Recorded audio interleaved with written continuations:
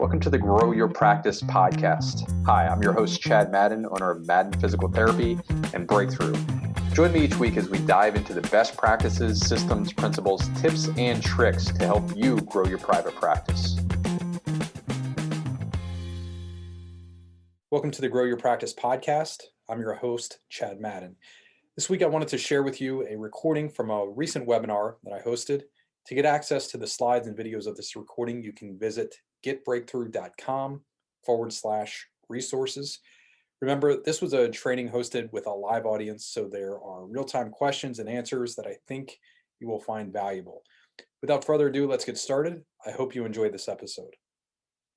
Hi, everybody. Welcome to the monthly Breakthrough Q&A webinar, and it's really our purpose here to help you overcome any obstacles, barriers that you have with regards to practice growth. In this session, specifically, we're going to cover how we do our annual planning, how I'm planning for 2023, and also, as Bryce just so nicely shared, how you can go through your annual planning process as well. So have you started planning for next year? Just a simple yes or no. There should be a poll popping up on your screen. And we can, I can help make this, keep this super basic, or we can get more advanced as well, depending on your questions. We would like this to be as interactive as possible. So yeah, if you want to either share your webcam would be a good start right now, or later, if you have any questions, come off of mute, please do so. So we have about 50% of each. Yes, I've started a plan. No, I haven't started yet, but plan to. Great. So there's, when we're talking about planning, I got this from the Rockefeller Habits. So if you are into planning, there's basically two main systems that I've heard of in conservative care. The first one is Verne Harnish and Scaling Up. The other one is Gino Wickman and, I just blanked on the name of it, Traction. There you go. And so I'm getting some feedback. There you go. Yeah, so essentially what you need to know is there's two ways to plan, two main systems to plan, and Gino Wickman and Verne Harnish have actually supported each other, worked together. They have very similar systems. In my experience of working with each one, Traction is a more basic system that's good if you've never done anything before, and then Verne Harnish's Scaling Up is definitely more in depth, having again been through both processes.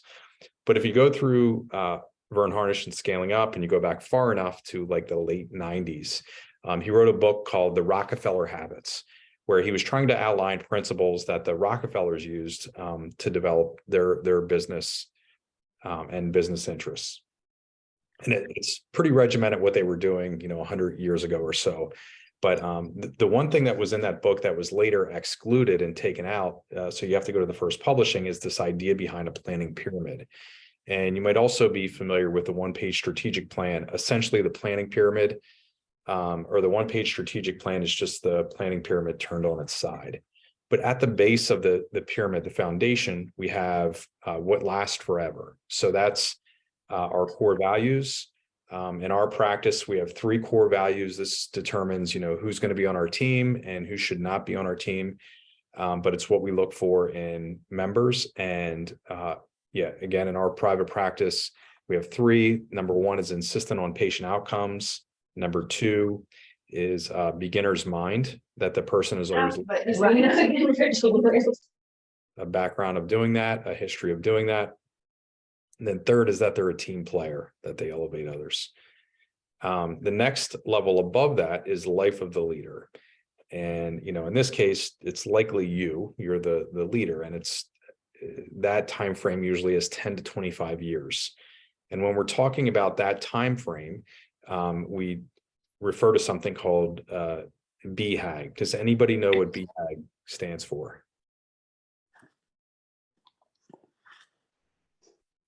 So BHAG stands for Big, Hairy, Audacious Goal.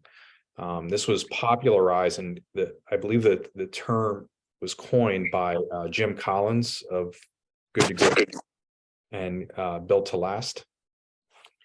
So it's something that is over the horizon that you might not even necessarily believe as of today that or it doesn't seem like it's possible, right? So this is, again, 10 to 25 years out. It's something that is achievable, but it's like makes you feel a little bit uncomfortable that you're considering it. So for example, here within our practice, we want to be the #1 provider within Central Pennsylvania for physical therapy services as measured by number of patients graduating. So that doesn't seem like maybe a big deal depending on the area that you're in, but yet you have to consider that what we're up against is so Select Medical's headquartered right here in Central Pennsylvania, 13 miles literally right there. They're the #1 largest rehab provider in the world, and they have 30, 40 clinics that are in our immediate area. Plus we have 3 large hospital systems as well. So that's what a big, hairy, audacious goal is. Other examples might include, like SpaceX putting, colony of humans on Mars, or Starbucks wanted to be the #1 brand in the world, which they achieved. And that's another example. IBM at one point, I believe, was a computer on every desktop. And they said that back in the 60s, right? So kind of crazy to think through, but that's what a BHAG is. And by the way, the bottom of the pyramid changes rarely, right? So that's not something that every year, every quarter, or every week you're making a decision on. That's something that you point your company in the right direction long term, and then that guides the other decisions that you're making. Up above that, we have 3 HAGs, so that's where we want to be 3 years out. Then we have our annual goals, right? That's what we're talking about getting into. And what annual goals really determine is what do we need to accomplish within the next 12 months to move us towards our not only our 3-year target, but also our BHAG. And so I have something I can show you here. I'm going to exit out of this. Give me 1 second, and I'm going to show you how we apply this.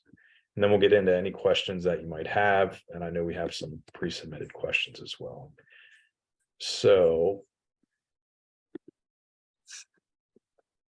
all right.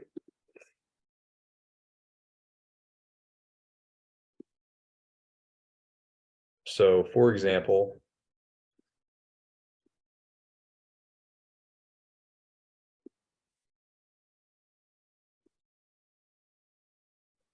should be able to see my screen. Huge spreadsheet. Yep, we can see it. So back in December of 2017, roughly 5 years ago, my partner at the time, Mike Gilbert, and I laid out a 12-year, 13-year plan for our clinic, which would fall in the range of that BHAG in terms of achieving what we wanted to achieve. And we started, so the actual visits that we saw that year, 41,596 were total visits on the year. And then what we did is we projected out 20% growth year over year. Now, there were a few things that we didn't know were going to happen. Number one is we didn't know that we were going to get 3 consecutive years of Medicare declining reimbursements. We didn't know we were going to have a pandemic. We only had 2 clinics at the time, and there were a lot of unknowns in here, and there was no way that we could know those things were going to happen. But we forecasted forward, and if we go out here to like actually where we're at today, 2022, it is eerie how close we are to hitting this number exactly. And I mean, like, if the goal is 86,253, which it is, we're going to be like 86,300, like just almost spot on the dot there in terms of visits. So this stuff is powerful. And no, in 2020, we did not achieve this, right? We got rocked with closures and restrictions and everything else. But we're back on track. And then what we do is every year we revisit this and say, okay, what does, so for example, next year, we're going to say, okay, how are we possibly going to achieve 103,000 visits? So what we do is we take a look at 2 things in order to do that. Bryce already gave you one, but does anybody know what the 2 things are, 2 most important things are looking forward? if you have a visit goal. So it's number one is space. Do we have enough space to treat that many people? And number two is, do we have the personnel? Do we have the licenses that we need as clinicians to be able to see that many people, which is, if my math is right, 103,000 visits in a year would be roughly 2,000 visits per week.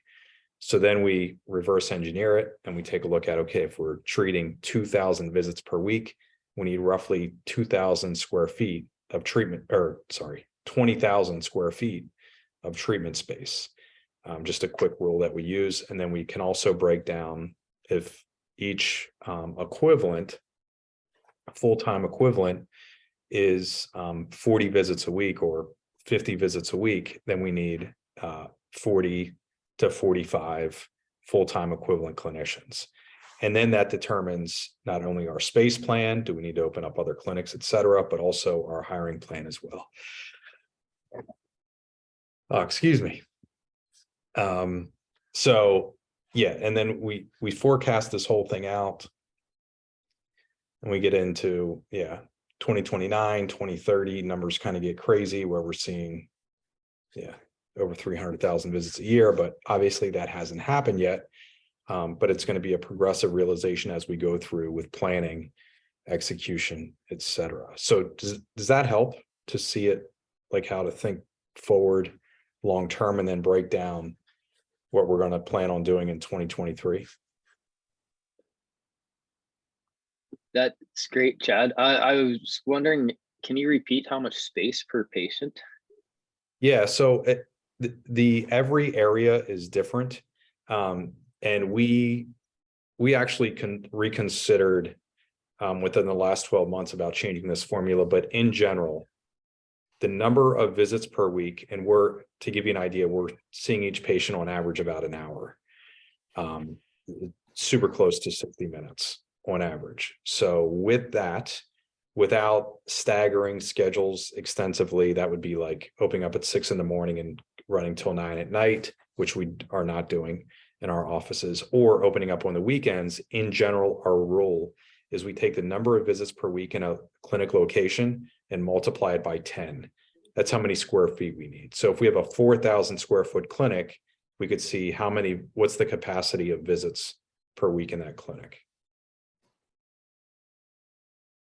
It's 400, right? So 4,000 divided by 10 is 400 visits is the capacity there. Or we can reverse engineer it and say, okay, if we want to see this many visits, how do we forecast forward, or how do we look at how many square feet we need? It's the same formula. It's 10 to 1. Does that make sense? Kat Sinowitz, great question. How did you come up with the number of visits that you wanted? Is it a certain percentage of growth? Yes, it's 20%. So, I'm a business book nerd, if that isn't apparent.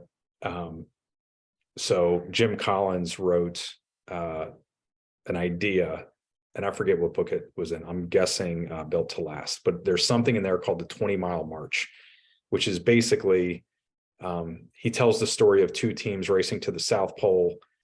Team A, what they do is every day, regardless of whether the weather is amazing or hard conditions, this is, again, they're racing to the South Pole. So freezing conditions, horrible winds, everything else. Every day they try to walk 20 miles.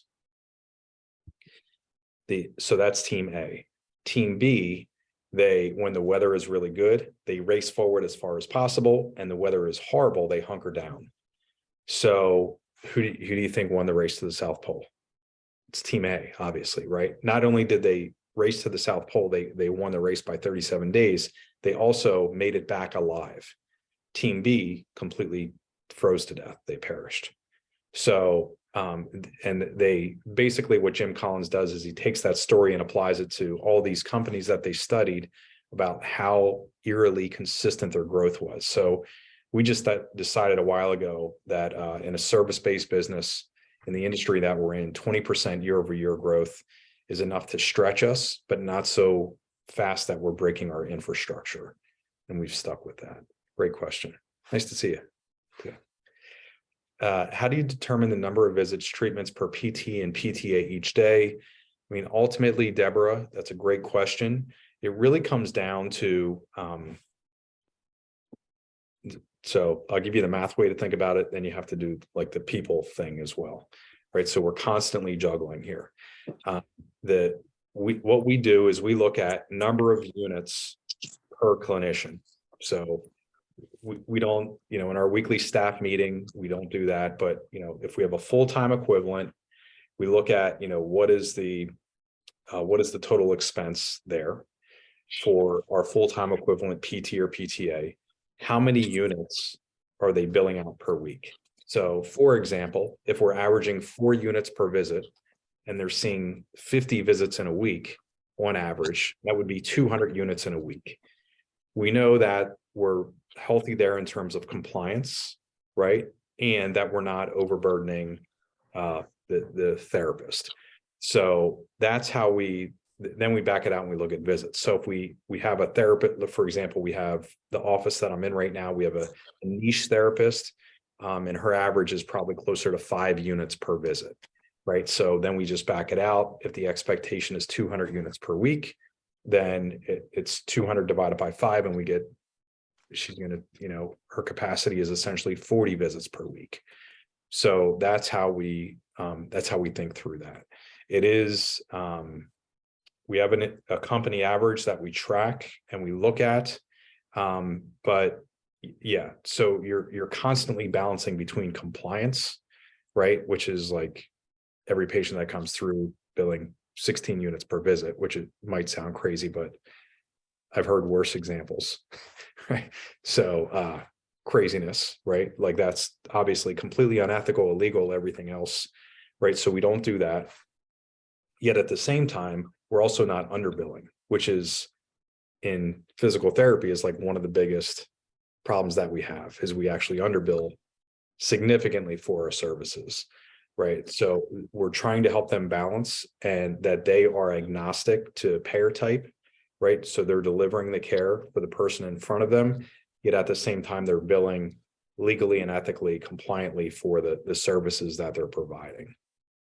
And when we do that, we find that average typically is around 4.25, somewhere in that range of units per visit. Is that clear, Deborah? Does that answer your question?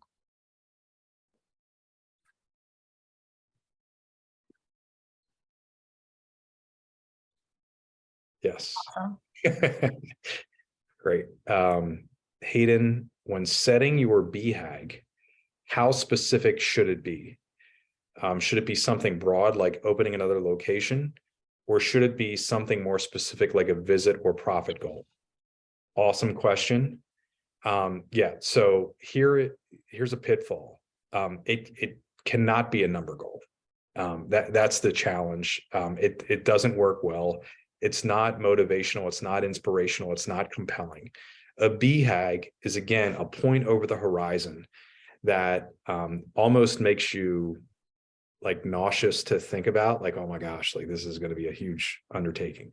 So it's a point over the horizon. You can't see it yet. You can't necessarily define it, and or define it in a very clear way, at least not with numbers, right? So for us, like, do I know in 2030 in central Pennsylvania, let's say we took the 5 counties that we operate in central Pennsylvania, do I know the number of graduated patients that are going to be coming out of PT then?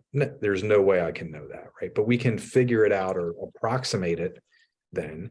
It's the same thing here at Breakthrough. We have a big, hairy, audacious goal to help 1 billion people overcome their health challenges naturally. How do we possibly measure that? It seems almost impossible today, but we're getting closer, right? I remember where we were 5 years ago, and we're getting way closer to like actually being able to see that in the future, right? So it should be inspirational. It should be compelling. It should be something when you stand up or meet with your team members that it inspires them as well, right? So if you're familiar with Breakthrough and talking about 1 billion people overcoming their health challenges. That's where we talk about flipping the pyramid and all the other parts of that vision. That all fits within that BHAG, that big, hairy, audacious goal.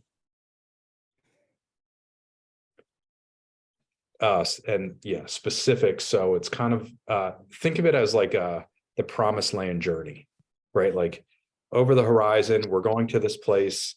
There's going to be an oasis. There's going to be fertile ground that we can live. It's going to be amazing weather, San Diego type weather all the time.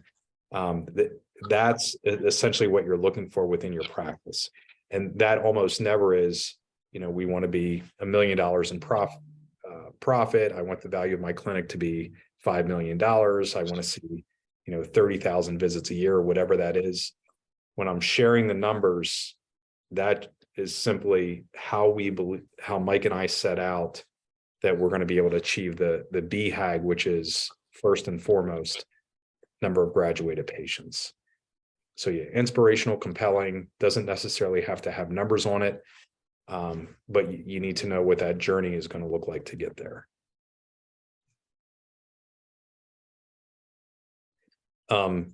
Kat asked an awesome question here. Do you share the BHAG with your whole team?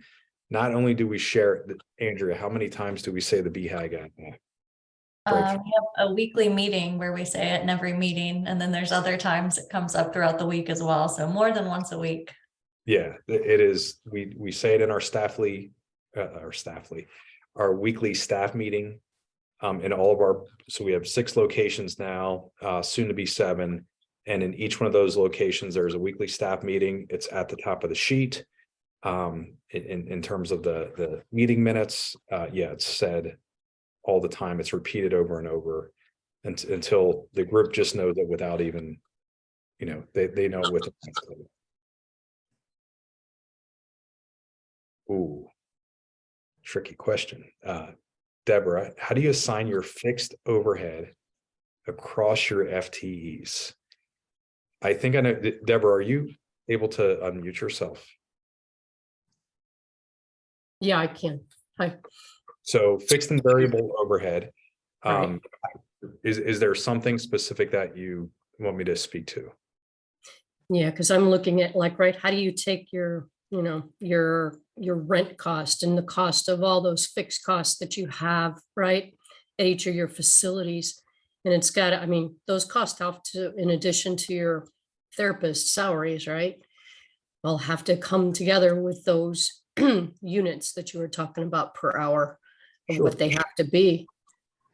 Yep. So how do you calculate that right now, or how do you manage that across your 7 facilities?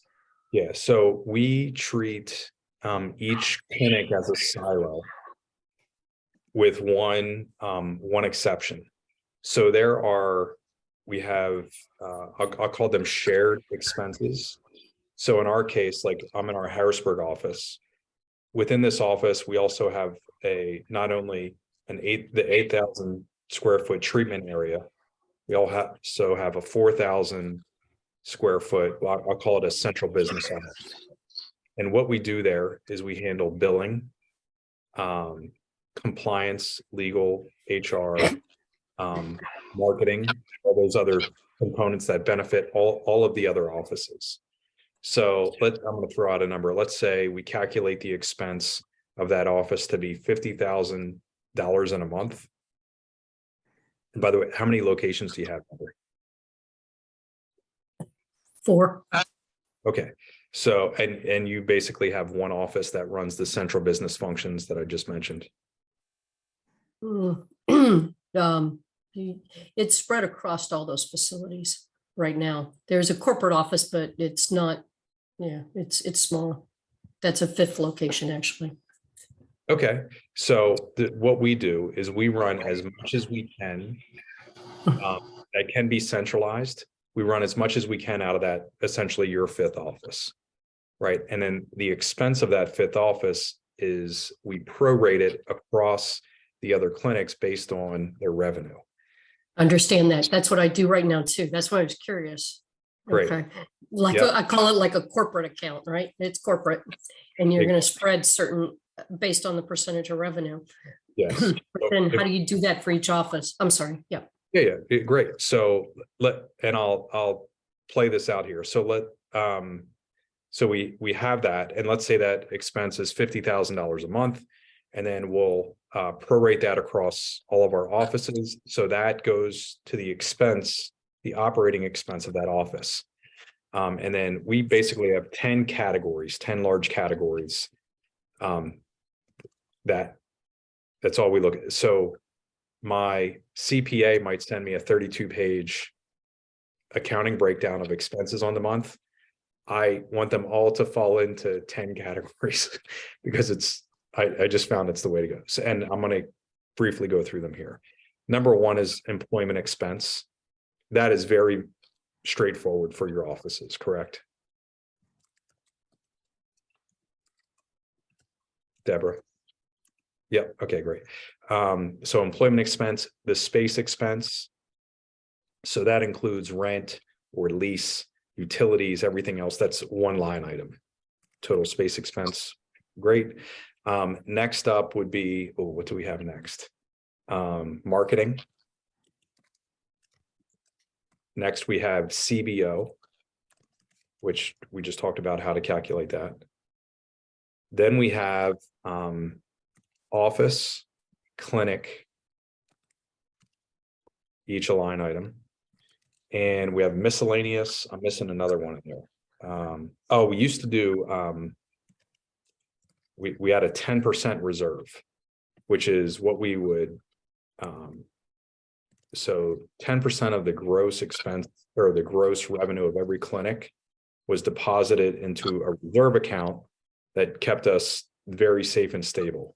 For example, in the beginning of the pandemic, when we had to go through all the processes, we were highly confident we were going to survive because we had a fairly large cash reserve account.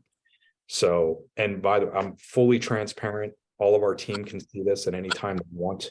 It's not, we have 100 plus employees and anybody can access this at any time, but we share that as well. So there's a reserve expense as well.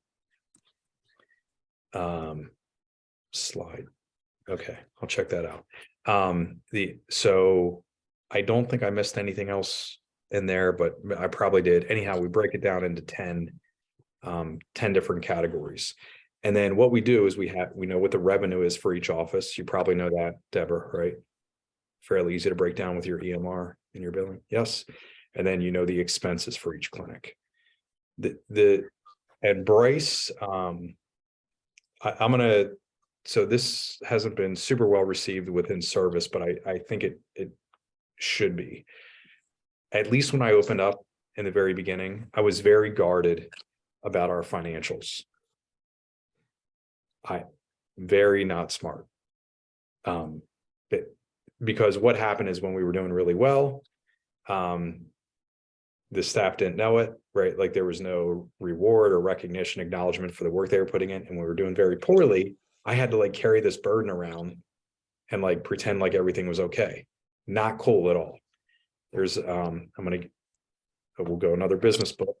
This is Jack Stack. It's called The Great Game of Business. He wrote a follow-up book. It's called The Stake in the Outcome, but just read The Great Game of Business. And what he did is he talks about how to think through making all of your team members, making all of your staff, your employees, giving them ownership mentality. Well, if they can't see the scoreboard and it's a financial scoreboard and they're asking for raises when the company's losing money and it's not fully transparent, it's really, really difficult for them to understand what's going on. So we share it. Here's how we did in November, right? We just income, expense, here's the margin. This is how well we did. This is how well we did last quarter. This is how well we did last year financially. And it starts to change their viewpoint a little bit. Again, I used to hide it, created a lot, or not hide it, but just I didn't share it willingly.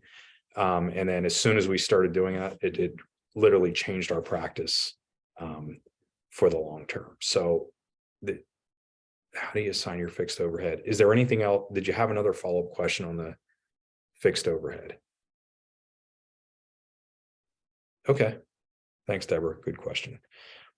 Kat, let me just check out this one reference.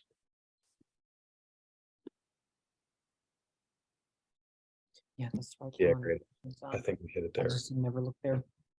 Oh, Yeah. okay. So Kat said, when scaling up, Brian, how you doing? Just when scaling up, even though costs rise for certain things like salaries, benefits, EMR, et cetera, are there specific things that you look at in your annual planning for cutting costs? Where do you recommend keeping expenses low when scaling? That is a great question. There's two types of ways that you can think about this. Opening up a can of worms here.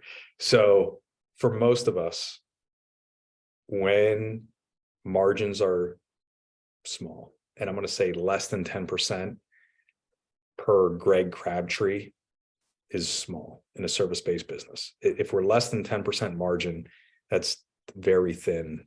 We're on thin ice, right? So one small deviation, a 4% Medicare cut, whatever, can like literally wipe us out, or like put us in serious jeopardy. There are two things that we can do. When in danger, we can pull back. And this literally just happened to us where we were proceeding forward, and it was like, so our marketing budget is like $70,000 to $80,000 a month. Okay, so just craziness. Wasn't always that way, but 70 to 80K a month, like heavy. And I mean, we're all the stuff that you're learning about here through Breakthrough is exactly what we do in my practice. So, and so some of our team was like, hey, we need to cut here and save. And I was like, no, like, we're not doing, like, no, we're actually going to lean forward. We're going to pick where we can double down. Because anytime that I hear, like in a marketplace, like a recession or whatever it is, like there's stagflation, or, just throw out any negative economic term that's going to be happening, I always view that as opportunity. Most people do not. And it's something like we kind of have to train out of ourselves a little bit. So I look at like, where can we be adding more value and generating more revenue? For example, can we be adding a cash pay service? And I'll give something goofy that'll be memorable, but like the likelihood of me following through with this is very low.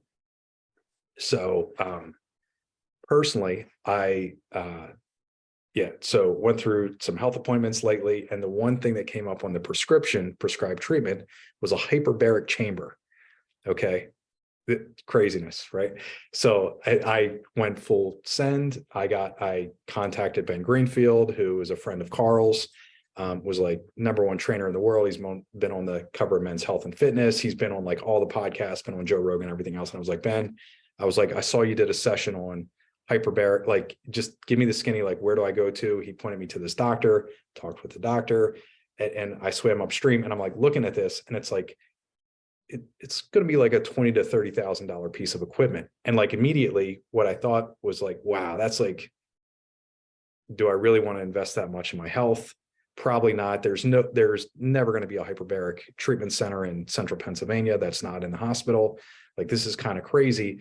And then immediately I was like, wow, like I probably could get an amazing deal on this right now and monetize it. So like that, just that forget about hyperbaric chamber for a second, but like that's how. And then I was like, oh my gosh, like how could we, would this benefit any of our patients? Well, then I started looking through, prognoses and like different things that we can treat and how hard it would be to be selling hyperbaric chamber services. Not hard at all. And I was like, oh, like maybe that's really what I should be doing with that time. Again, low percentage that I actually go through with it, but that is like how you want to be thinking. So like, rather than cut costs, I don't like to cut costs at all. And usually if I see other people cutting cost, like, now it's time for me to double down. It's a crazy way to live. but it has worked out way too many times, because like usually when things are going good, people falsely think they're going to be good forever. And usually when things are going bad, people think they're going to be going bad forever. And the way that I've started to think is when things are going poorly within the economy grossly, that's usually a really good time to look for opportunities. So just something to throw out there. Did that, Kat? Yeah, that was good, Chad. Yeah, thank you. It's an important mindset. Yeah. to have, So I appreciate that. You still have to put it into like a financial plan, right? Mhm. So like our 4% Medicare cut for us is going to be fairly significant. I mean, if we're 40% on $8 million, 3.2, 4% of that is, I mean, it's going to be $150K cut for us in revenue. So I'm thinking, how can I make that revenue up versus how can I cut expenses? Yeah. I was just curious to know if there was both, like if there were certain things that you look to cut at all. I mean, most of the time when you're scaling, expenses do go up. But I cut testing. So that's a secret is it's an easy way to, so, you know, if you have a $5,000 marketing budget and 20% of that, $1,000 a month is for testing new things, Mhm. I'll decrease that. Okay. But our 80% core that has been working the control, I won't cut that. And your marketing expense, I remember you saying is it 10% of gross or net? 10% of gross. 10% of gross. Okay. All right. Thank you, Chad. Good to see you too. Andrea? Yeah, something you've said before that really resonated with me was like, people will think like, oh, I'm going to cut costs, cut expenses during, you know, when you're feeling threatened by something, by Medicare cuts or by the economy. But what you don't realize is like by cutting those costs, you're actually cutting revenue as well. So when you're forecasting ahead and planning, you plan for those cut costs, but you don't plan for the cut revenue that's also going to come with that, especially if it's something like a marketing cost or something that's helping you generate revenue. Yes, exactly. Yep. Natalie has a question in here. When sharing with your team how good or bad you are doing at any given time, do you typically utilize actual number values and profits, or do you use percentages, et cetera? No, it's crystal clear. We, brought in $652,943 last month. Our expenses were $527,342, and we'll include cents in there. Yeah, it's very specific. And here's the margin. For what format do you use to share these wins or losses? So the other, you bring up an interesting thing here, Natalie, and don't get me wrong, like we're not leading or going into our weekly team meeting and saying, hey, here's the exact numbers of everything. And, you get to see that, for example, like I bought a hyperbaric chamber through the business. That's not true at all. But most owners are running something through their business, right? That's I don't share that, right? The other thing is like they see a gross employment expense. They don't see like everybody's individual breakdown. So like, if one receptionist is making $16 an hour, another one's making $18 an hour, they don't get to like that's not what this is. It's looking at gross revenue of what we did with our work. Here's how much it cost. And usually that's earth shattering for them because they don't, your average clinician who's asking for a 10%, 20% raise, or they're about to go to the hospital system, which, right, that's something that's happened over the last few years. They don't realize that their revenue has to cover the expense for the receptionist, the expense for marketing, the expense for billing, the expense for the space. They don't understand those things. So like just to put that in front of them in very basic format and be willing to do so is going to be a huge step for most of us in the right direction. Weekly, when we're driving, it's okay, here's the big thing that we're working towards. So if I think through our weekly staff meeting, it's 30 minutes. We run an individual one in each office. Wins and recognition is first. So we'll talk about, something a team member did to, they went out of their way, and they, a therapist went to a patient's house who is in her 80s, and they shoveled out her driveway, right? Like went way above and beyond. We're going to basically send a parade for that person, right? That PT, and celebrate that. So wins and recognition. We then go through metrics, and everybody in the business at that office shares what they did that week. So if they're in billing, billing for this office, we collected $46,973. Here's where our AR is at. And then this is what we're going to work on next week. This is what we're going to do next week. Each PT shares what they did in terms of visits and attendance rate and all that fun stuff. And marketing shares new patients and where they came from. So we go through that. That takes 5 to 10 minutes. The biggest thing there is not only them being accountable to the entire group for what they did last week, but it's also them sharing what they're going to be doing next week to make it better. So we do that, and they start to see like, hey, what I'm doing here, I'm not on an island all by myself, and I'm the only person bringing value here. We're a team, we're collaborating together, and in the end, this is what we're producing. And our scoreboard in the end, because I want a stable job long-term, is that I'm working at a financially stable company. So Chad, are you presenting those financials in your staff meetings? No, that's what I'm saying. Like, so it's metrics, right? But we're not like handing out the financial sheet every single time. That's a longer term thing. So we're going to look at that quarterly. It's never hidden. Like if somebody wants to see it, it's there, right? It very similar to what you see at Breakthrough, right? Like once a month, here's a financial snapshot, right? But it's not the driver. Like your team members, they want to be safe, but they don't necessarily want to be a CPA, right? So don't try to give them like the CPA report every single week and have that drive. You're going to come off as like the only thing you care about is money, right? The thing to know is that for each team member, what they want is they want to be working in a financially stable company and know that they're safe, right? So you're sharing it in a way that, one, they understand we're collaborating together to achieve a financially stable environment, and we're going to be able to grow and leave a bigger impact in our community and help more people. And then I just completely blanked on the second point, but you get the idea, right? Yeah, awesome. Thank you.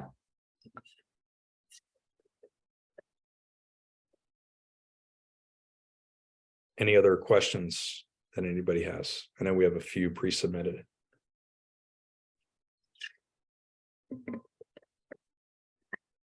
Andrew, I need your help finding that because I have too many tabs open up on my computer.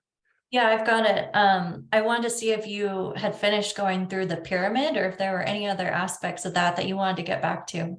Well, I got to the annual. Yeah, give me 1 second here.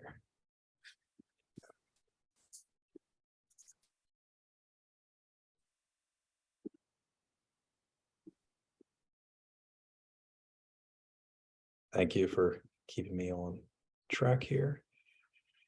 Great. So annual, and then what you do is after the annual plan, and realize, is there more detail at the top of the pyramid or the bottom? Probably more detail at the top.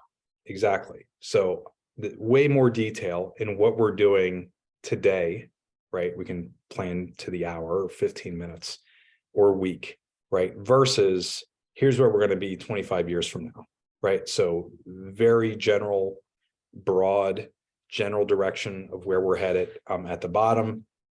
Top is very specific. So if we think about that annually, we write down, okay, we want to open up, for example, we're looking forward to next year. We're about to open the 7th office. We have one more that we want to have open next year. And we want at least 3 future clinical directors to go through our clinical director training program. which is the same one that we offer at Breakthrough. So we have that, right? That's an initiative. We need to have directors that are ready and are planning to open up the additional offices, but we don't have an immediate need next year to open. Like, we don't need 3 more offices. We just know we're going to need them in the future. So we have plenty of space. We need to hire 5 more clinicians to achieve the 103,000 visits that I shared earlier. How are we going to do that? So we put a plan together for that. But then what happens is, as we go throughout the year, so quarterly, meaning March 15th to the end of the month, we will look at, well, what's happened so far in Q1? Have we moved in the right direction towards achieving our 20% growth goals, which, if you want to do quick math, it comes out to about 4.4% a quarter growth, if you want to look at it that way. And then from the quarter, we break down monthly, right? So here's where this is what we're going to do in Q1. And then we can take a look at, this is what we're going to do in January, February, and March specifically. But we never get we don't go into our annual planning and then say, this is exactly what we're going to do in every single month in the year, right? We take a look at that. This is where we want to be at the end of 2023, right? And then as we're getting closer to that time, then we break down the quarter, then we break down the individual month. From the month, we're breaking down weeks as well. And then from the weeks, we're breaking down, here's what I'm going to do over the next 5 work days. Yeah. So by the way, is this helpful to think about planning? Like, rather than just say, here's my goal for next year, and you get together and you make nice binders and then you put it on the shelf and nobody touches it again. Has that ever happened to anybody ever? Yeah. Okay. Brian gave me an eyebrow raise. Yes. Great. All right. We had a question from Joan. I don't see her on here, but this is recorded. So she said, I attended your course at PPS. I'm looking for industry specific standard ratios of % of new patients that can be attracted in outpatient PT by marketing channel type. Any thoughts on where to find industry standard metrics for Google search, Instagram, Facebook, etc.? What % should I expect to get from each? Yeah. So Joan, super difficult question. We are extremely on top of it in terms of attribution, just for my practice, but I'm going to give you how hard this is. So we do an intake. How did you hear about us? Right. We then have a live person, a marketer. We have 4 marketers within our company, do a patient interview within 1 week of them having their IE. When we then say, hey, Brian, you're in front of me. So Brian, looks like you heard about us from, a TikTok ad, right? Is that right? So revalidate it. And then we ask it again later in an email. And I will tell you that attribution is super hard to keep track of. And if you're doing it through your EMR or anything like that, and you're relying on a receptionist, which is something else that we've tried in the past to nail that, that is not going to be her highest priority, right? She wants to make sure the patient's on time and is ready to go in the room. So that when the therapist is ready for the 1 o'clock appointment, that the patient is in there as well. She's not going to put a whole lot of, or he or she is not going to put a whole lot of emphasis on making sure that attribution is right. The other thing is, in general, people are horrible at remembering about how they heard about us. So I think it's a hard lift. The other thing is, what do you want to do with that? And my guess is, just reading between the lines here, you're thinking, where should I start advertising? That is a little bit better question, because, and what I talked about, in the 5 stages of awareness, I assume that's what you're talking about, that I presented on at PPS, is like, you want to say, okay, where do I start advertising first? Here's the easiest place. It's your own patient list. That is the lowest hanging fruit. You want to send an email. We have some information, information constantly and tools that can help you out there, but having a patient list and just simply learning how to use that patient list via email in the right way, is going to make your practice more valuable, is going to give you more reactivations, more word of mouth referrals, et cetera, rather than skipping over to something else. If you're already doing that, then you want to think about where are the most eyeballs, where are people in my area spending the most time. The way to get that, because what's true for me in central Pennsylvania in terms of attribution and where we're getting our new patients from is not going to be true for likely anybody else. That same exact advertising footprint. So what we, like, which ones did you mention there? Like Google, I've seen that done really, really well within our industry. I've also seen it done extremely poorly. Instagram, I've seen it done really well. I've seen it done extremely poorly. Facebook, same exact thing. So if you're looking for an industry report that I'm not aware, is anybody else on this call aware of any industry report showing breakdown? I will tell you the one industry report that I am aware of shared gross revenue dedicated to marketing in physical therapy. What percentage do you think that is? So I just shared, we're at 10%. And then for our more mature clinics, we try to, get that down to as low as 8% of gross revenue to marketing as we build the patient list. But what do you think the industry average percentage of revenue to marketing expenses is? Brian says 1. Brian says 1 manually. 4. 1.9%. That's what it was in 2020. Or it was a 2020 report for 2019. That was the last accurate year so 1.9%. I mean, simply put, most practices aren't advertising on Google or Instagram or Facebook or TikTok or anything online, right? So again, you talk with your patients first, ask what they're using. There is so much data available about where the general consumer is in your area that just realize that most practices aren't advertising. And if you're ahead of the game, then just look at, where's my ideal patient really at? What media are they consuming? And then go there and figure that media out. Good question. That's pretty shocking. I feel like that's probably really low compared to other industries or businesses. Probably right. All right, we just have a few more minutes here, but I'll try to get through a couple of these questions. We had a lot of questions around staffing and personnel, which I know just has been a challenge for a long time here. So Lauren asked, what do people usually do for end of year holiday bonuses? And any of you are welcome to jump in and answer here, not just Chad. So we do. Somebody going to share? What do you do for your holiday bonuses for your team members?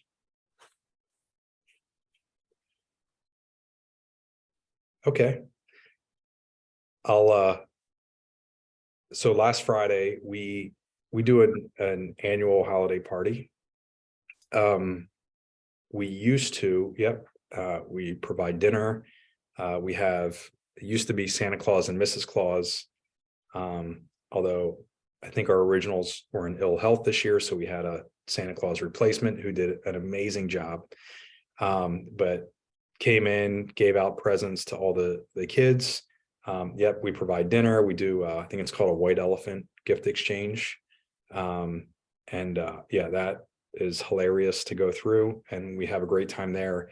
And we used to do cash bonus for, I think it was $250 to $300 for a full-time person and $150 for $100 to $150 for part-time. That's changed a little bit now, just to be legal compliant and ethical and all that fun stuff. We do it through payroll. But that gives you a general idea, like $300 or so for full-time, $150 for part-time. And that's what we've done. Anybody else do anything similar or anything like that? Brian, you take your group out to dinner? Awesome. Cat goes crazy with axe throwing. Nice. Awesome. Thanks for sharing. Christina asked, we're looking to offer a clinical director position to our current PT. Any thoughts on how to present this opportunity? Just want to get an idea of how this process would work, expectations on both ends, what the conversation would look like, timeline for clinical director training, etc. Yeah. So the easiest question to answer is the last one. It's 12 months. Very difficult to shorten that time. There's a lot to go from being a full-time treating clinician over to successfully being a director if you want to do it the right way. Again, the process that I'm about to share has allowed us to open de novo from 0 to 200 visits a week in 12 months. So it works, but you have to put that training time in up front.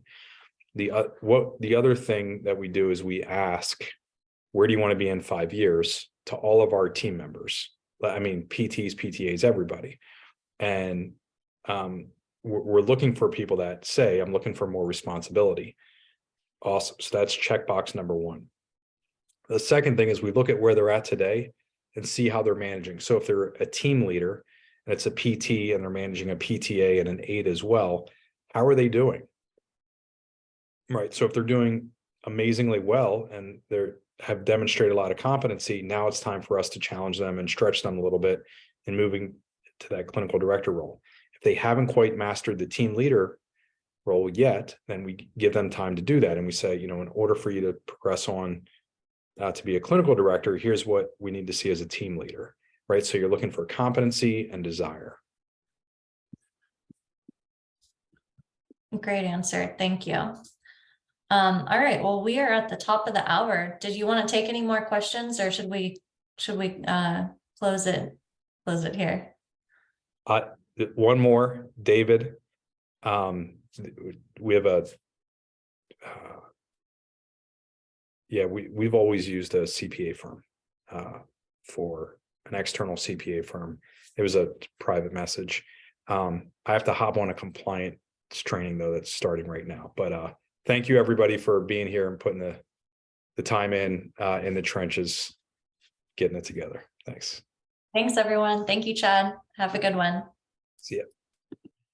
Hey, podcast listeners, when we make assumptions about others, it's just not fair. In spite of that, I'm going to make an assumption about you.